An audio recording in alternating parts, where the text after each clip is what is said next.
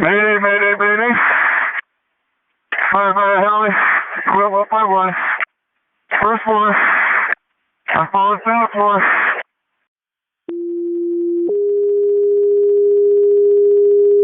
Quint 151, map page Adam John 30, David, on a smoke investigation outside. 19385 Iron Drive. Quint 151. RV is advising that they can smell smoke in the area to the west of this address.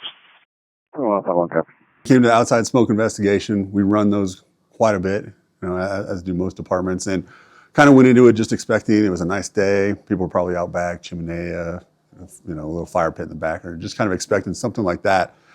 So came into the area, initially didn't find anything. Started dialing it in a little more towards where the actual smoke call was coming from, and we started to find some heavier smoke than would be from an outdoor recreational fire.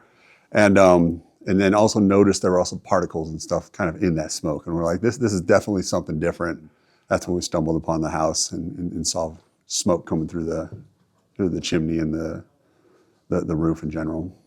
Dispatch. Quint 151. Quint 151. We're starting a CR for a residential structure fire. 1907 T Lane. Quint 151 is on scene.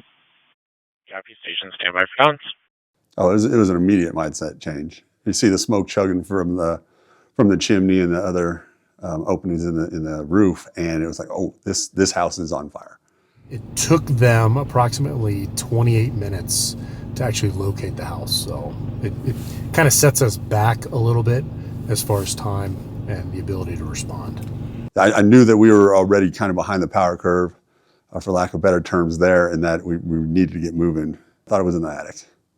Just kind of how the smoke was coming out of that chimney at a pretty good pace, and kind of went into it expecting that it was in the attic or above the ceiling on the main floor. All units responding to T Lane. Quint 151 on scene. All one-story residence. Got a confirmed fire from the roof and east. Quint 151. The fast attack. Alpha side. Operate on officer. At that point, we had an engineer, myself as the officer, and then a backstep firefighter. And priorities were to get a hose line to that front door and just open it up, but also fully knowing the hydrant situation in this community is a little different, where we're going to bring water from once we did get additional apparatus on scene. This area, 5 Iron, T Lane, Champion Court, it's one way in, one way out. And narrow roadways, homes that are close together. This house was built in 1985. So knowing the area, having been in here before on incidents, on calls, that one opportunity is important to direct resources in to get the appropriate resource in the right location. Quint 151, engine 152, we're about 2 minutes out. 152, Quint 151. If you could enter the compound and go right and take T Lane to the north to meet us and hit a hydrant. Knowing that the Quint was here, knowing that they have 300 gallons of water, they're water limited, I wanted to make sure we hit the hydrant quickly. So I dropped my back step at the hydrant. We laid 200 feet of supply line, and then the engineer from Quint 151 was basically pulling 100 feet back to us. So it was real quick supply line. By the time we had the hose stretched to the front door, forced entry on this door over here, and we're about to go in, that's when the battalion chief arrived and heard on the radio that they were assigning Medic 151 as search on the primary. So I knew they were right on my heels. We're parked on the Alpha Delta corner, and this is where I spotted the battalion chief's vehicle and where the incident command post was set up. So I had a good view of the incident, good view on the Alpha side, good view down Delta. And coming into the scene, I was able to see 3 sides, although the Delta side has a lot of ornamental bushes on there, so it was a little difficult to see. But I think, as an incident command post and an incident commander, I had a good spot. Command Battalion 151 on 3. Dispatch Medic 181 in service. Go ahead, Jay. I'm on scene, spotted Alpha Delta. Copy, you're inside. Have one line stretched in operation. Got a working fire. I'll assume the command of my vehicle. Any needs, your can.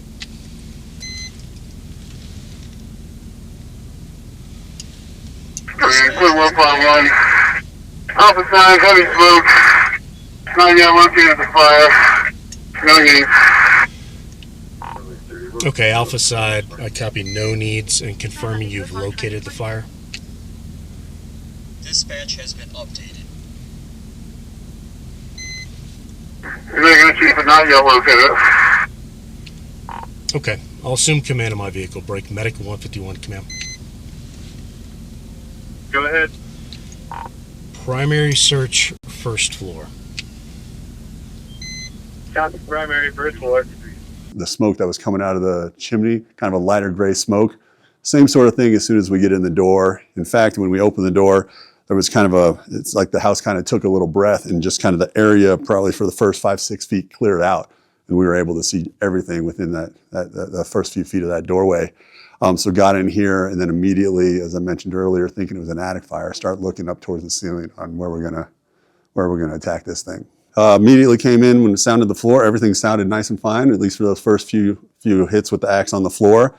And kind of took it from there that the floor was probably good. Again, thinking that we do have fire in the ceiling, so kind of took it at that point. Like the floor is good. Let's start moving forward. Remarkable wise, I'd say actually unremarkable. Looked up at the ceiling with the tick. Didn't have much heat signature here in this open area, the living room and dining room. And also didn't see any glow of the fire or anything. So that was kind of surprising right off the bat that we didn't have a whole lot of active fire right where I thought it was going to be. When I got up to the house, I looked at the front door. The smoke wasn't pushing out of the house. It was just kind of lazy and just sitting inside the house, but it was heavy smoke conditions inside. You see about 5 to 10 feet inside the door only.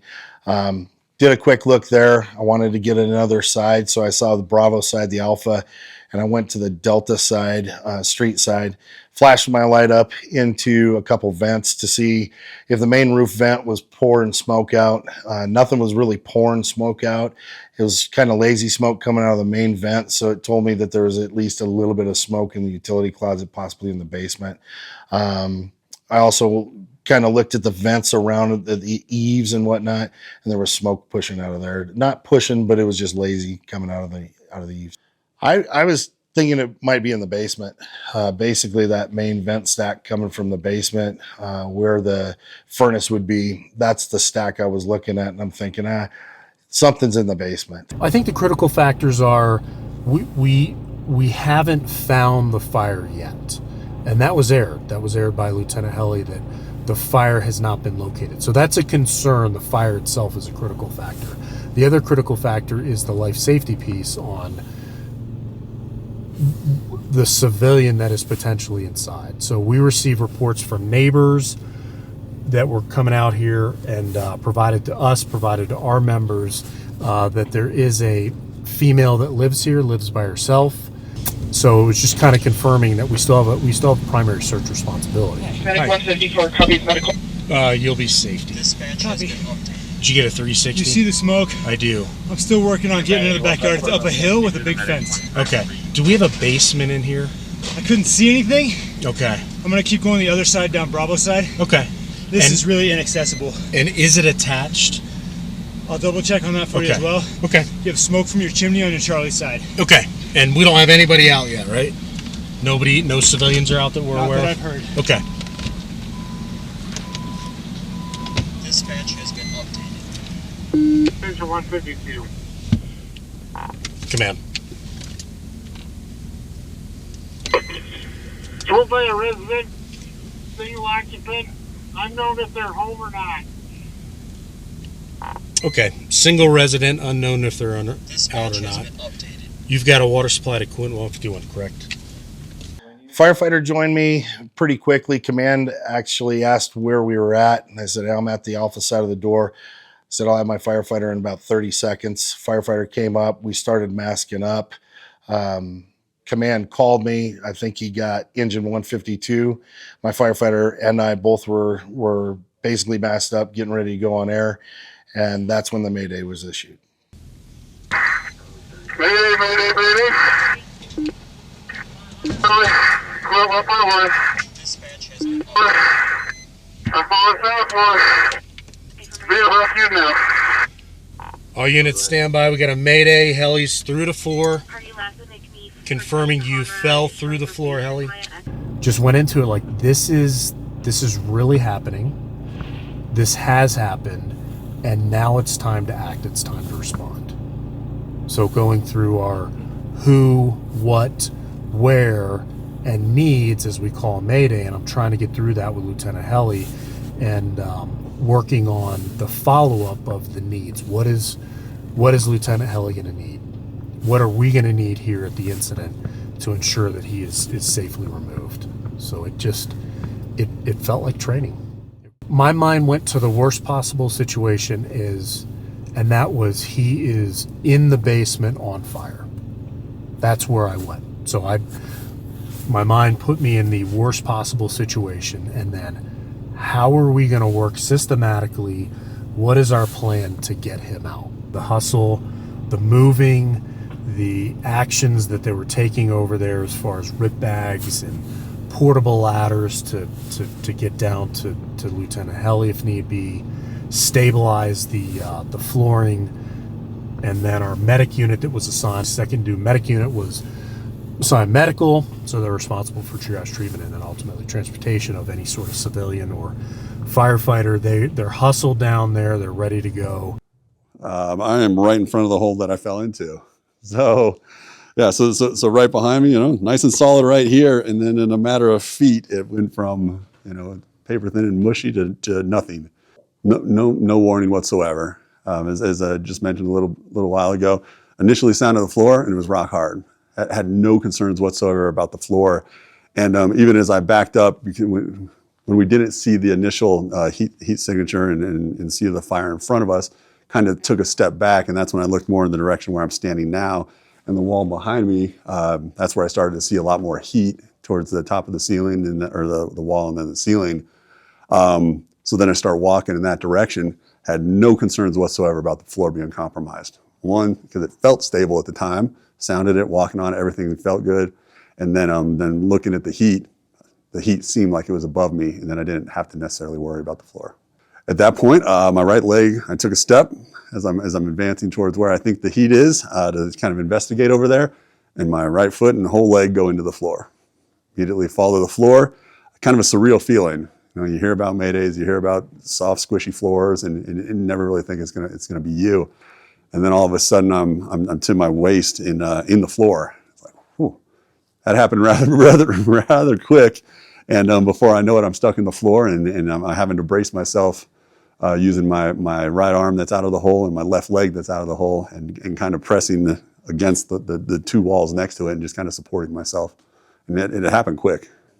My partner was maybe 4 feet in front of me, just right around this corner right here, to the point where he didn't see me go in, and initially probably he didn't even hear me go in, despite a couple yells. One is continue to brace myself, because though I thought the fire was above me, now I have the suspicion and fear that it's under me, because obviously the floor is compromised and I've fallen through it. So immediate reaction is, okay, what's going on below me? I take a, kind of reset what I'm thinking, what I'm feeling, and I start to kind of focus on the feeling of what's going on. And my foot doesn't feel like it's on fire. My leg doesn't feel like it's on fire. That gives me a brief moment of, okay, I think I'm all right. But then I also think back, like, my adrenaline's probably kicking right now, and maybe I don't even realize my foot's on fire. So kind of go into that spot, worst case scenario, like, okay, I do have fire underneath me. I need to treat it as such, and I need to prevent myself from falling in any further. So really focused on bracing against that wall. Tried to push myself out briefly, and my right hand went through the floor right next to me. I was like, obviously, I can't push my way out of this, and I can't roll forward because I'm too far in. That's when I yelled for my partner. I probably yelled once, maybe twice tops. And at that point, don't want to get any further behind when it comes to this Mayday calling, what's going on. So I met a couple of parameters. I was stuck. I had fallen through a floor. So I was like, let's issue this Mayday. Hopefully he'll hear it from the radio, in addition to the crews that are right behind me or in the area, and really get this process started. I started hearing my lieutenant yell. I couldn't understand what he was saying, but I just heard him yell. So I was approximately here with the hose line. My goal was just to work my way back to the Charlie side, unless Lieutenant Hill had told me to go elsewhere. When I started hearing him yell, again, I couldn't understand what he was saying, but I went back to find him, and as I went back, I started seeing his SCBA lights from here, and then I found him in the hole here. At one point, I had gotten on a knee, and I was attempting to pull him up, and I felt the floor under my knee start to shift. So I stopped what I was doing and backed up a little bit. It was just kind of extending up my arms just to reduce risk of me falling in or both of us falling in. Well, it more than anything, this just became really real. You train for it, and you do everything, and you prepare, but to hear that on an actual incident was something that I never thought I was going to hear. And the big thing was, I need ladders. I don't know if they're all the way through the basement. So I asked for a folding ladder, figuring it might be a small hole so I could span across or stuff that folding ladder into the hole. The engineer walks outside, placed the RIT bag, went back, grabbed the folding ladder, told my firefighter, if we need equipment, you're going to need to come in and out. And basically the mindset was just try to develop a quick plan right now. I knew that Medic 1 was in with 2, and I knew that the Quint was in with 2 as well. So the mindset was, where are these guys at? Are they all the way in the basement? Are they partially the way in the basement? And just kind of develop a game plan. When I came in, Lieutenant Helly was here. Firefighter Cruz was just behind me. And when I entered the door, I had kind of looked, I did a quick tick look, saw where they were at, and then went right to helping Cruz. I saw the medic crew was kind of in this area right next to us. And Cruz was up against the wall on his knee, just trying to hold Helly. And I think at that time, everybody just kind of agreed that it was just, there was no communication. It was just pull him and get him out. It seemed like a matter of seconds. My partner came back around the corner. I yelled at him, grab my hand. He has his hands on me. And then it seemed like within a matter of just a couple more seconds, I have 5 sets of hands on me, just ripping me out of the hole. So everything happened really quickly. And when we pulled him, he went up, he went flat. And then I kind of lost my angle, went back, made sure my firefighter was on a line. We found the hose line because they had dropped it, obviously, to help Helly. And they dropped the hose line, and I put my firefighter on the line just in case there was fire underneath us. We could tend to that. But the medic pulled him straight out, and I looked at Helly and I said, we got you, brother. And I remember at one point, the officer on engine 152 kind of leans into me and he's like, we got you, brother. And that's super reassuring, and it certainly put a smile on my face at the time, I'm sure, just to know that I was in good hands and that my brothers and sisters were there to pull me out. It was super awesome. I only remember reaching out to my Quint firefighter and grabbing his arm, he grabbed mine, and then just like that, it was like there were 5 sets of hands on me pulling me out. And they get me out of the hole, get me onto the ground. It seems everything happened really quickly. And that kind of a little amped up, probably a little excited, probably pretty happy to be out of the hole. I called the battalion chief that I'm out of the hole. It was a little jumbled, so he asked to repeat. And then our medic unit relayed the call that I was out of the hole and that we could cancel the Mayday. Command, Firefighter Mayday. I'm pulling out of the hole. Helly, repeat.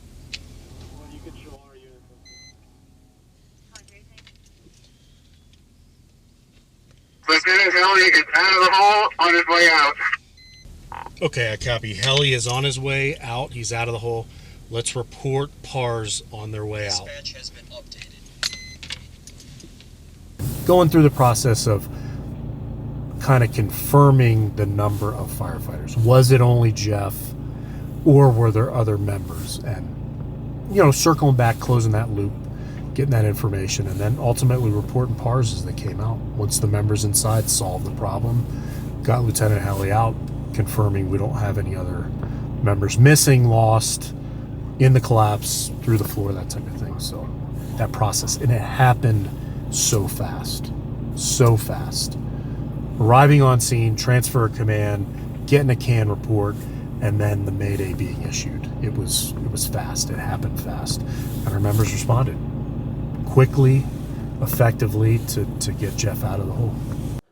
Gosh, probably just took a second to breathe and exhale a moment and be like, wow, I'm glad I made it out of there. And then tried to reset and think about what I could do next, because there's obviously still fire in there somewhere, and we need to find that. And there's still the possibility of having residents in here, so we need to continue to get after it. I told them all to exit. I said, I want to figure out how big this hole is. You guys all go out right now. Let me see if this whole floor is compromised. And basically I did that because I wanted to be able to radio command and tell them, hey, recommend a different alternate entry, or we've got a 2x2 hole. I just didn't know how big it was. So I peeled a little bit of the flooring back, sounded the floor. That was difficult because command was trying to do a par, and I didn't hear the par because I was hitting the floor that hard. My firefighter, I directed her to open up the line in the basement, break the stream. So there's a lot of noise. The safety officer, Captain Peary, came to the door and said, hey, are you guys par? And I was like, yeah, we're kind of holding this in check. He says, Chief wants you out. So then we exited and went out. And it was real quick. Kind of developed a game plan. We directed that to command, came back in, re-engaged, told my firefighter, hey, that hole, I don't know how big it is, but we need to flow some water in that area or this thing's going to get out of control. Just kind of thinking of, we've kind of completed a flow path, but that smoke didn't change. Didn't matter that the front door was open. The smoke didn't change. It was real heavy, stayed on the ground. We couldn't see each other for a long time. So it came across that at that point, then we thought the fire was in the basement. We already had that attack line in here that we left with a different crew, as the truck crew left the structure, and then got word that we were going to have to take in another line to the basement, and kind of volunteered for that opportunity to grab that line and get into the basement along with our medic crew. Definitely in the moment, I didn't think anything of it. I found this fire. It was my fire. This fire tried eating me, and I'm going to go fight this fire and put it out. So in the moment, I was amped up, ready to rock and roll. I don't think my partner on the Quint was overly concerned about going back in, and I know the medic crew, they were definitely amped up to get in and finish their job since they kind of got pulled out of their initial assignment to help rescue me. So looking at that from the start, we're ready to go. Looking back at it, I could see how there's some out there who probably think I shouldn't have went back in, or maybe I wasn't in the right frame of mind to continue to fight it, and I could appreciate their line of thinking. But I know when I was out there, I was standing in the driveway, and that assignment came through that someone needed to do, and I'm pointing at the battalion chief like, "Hey, put me back in." And I think he had all the confidence that, had I been in the wrong frame of mind, that I would have just kind of pulled myself out of the fight. And I'd like to think that I would have done the same thing if I wasn't feeling that I needed to go back in, or should go back in. Command, Quint 151 will stretch that second line. Bravo side of the basement. Dispatch has been updated. All right, Quint 151. It's an interesting situation. I think we confirmed, and our safety officer helped out with this, we confirmed that Lieutenant Helly was not injured. Physically, he did not fall. He did not sustain any sort of broken bones, any strains, any sprains, any pulls, or anything of that nature. He was not burned. So there were no direct burns. And the validation of actually looking across at him and him pointing to himself, like, essentially put me back in.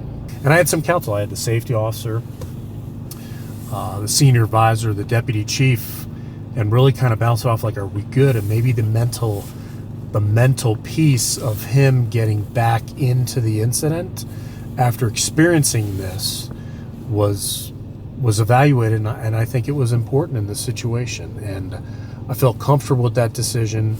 I think it was validated by our team, our command team. And in follow-up with Lieutenant Helly, he was appreciative of that. Once we got the searches done that we could in those spaces that we could search safely, targeted VES opportunities, and then once we're able to open up the garage door and confirm there's not a vehicle in there, we felt more comfortable there was no civilian life inside. We did get an all clear eventually. Our primary, secondary is complete.